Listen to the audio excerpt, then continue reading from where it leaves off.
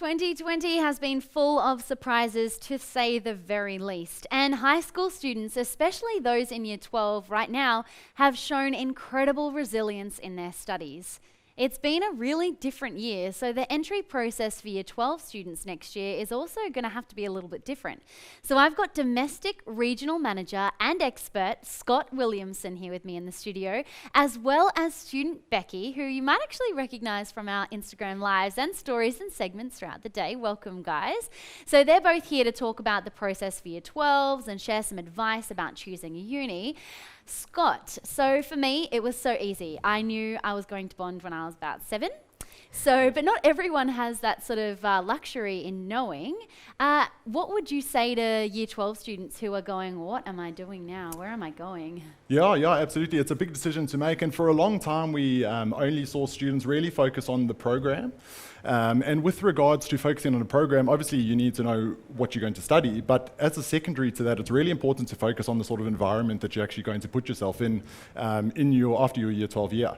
So we're starting to see students really look at that as a forefront now, and that's fantastic because in Australia we're lucky enough to have so many options for universities. So students really need to look at aligning themselves with an environment that will best suit their learning abilities. So students need to be very mindful and honest with themselves with regard to their learning abilities and their learning behaviours, and putting themselves in an environment which really caters to that and allows them to thrive in a particular environment.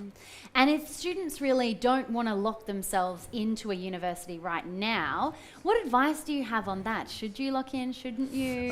There'll always be students like yourself who are very keen on going to a particular institution. I know Becky was like that as well, always very keen on Bond, and that's fantastic. You can get the paperwork signed straight away. Yeah. But for those students who are looking at maximising their options, I would encourage students to do the Bond application process. We're obviously accepting applications now. Get a conditional offer letter for Bond University, do the QTAC process, SATAC, so on, and at the end of the year, put all your offers on the table and decide what's best for you at that point in time. I like the sound of that. I knew I was going to come to Bond because I went to an open day when I was about 7. And I was like, yes, done. And then, I studied here. Becky, what about you? Was it that easy for you? Did you know from when you were younger? Yes, so like Scott said, that was pretty much the same process for me. I knew exactly where I wanted to come and what I wanted to do, and for me it was just coming onto campus and seeing the interactions with academics, and they remembered me in between each visit that I had here, from open days to high school muting and student for a semester type programs.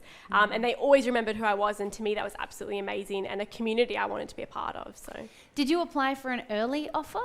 Yes, I did. So I applied early on in the year, and that's incredible that Bond get back to you so quickly and you know exactly where you're going to be going, which takes a lot of stress out of Year 12 for you because you know that you're coming back.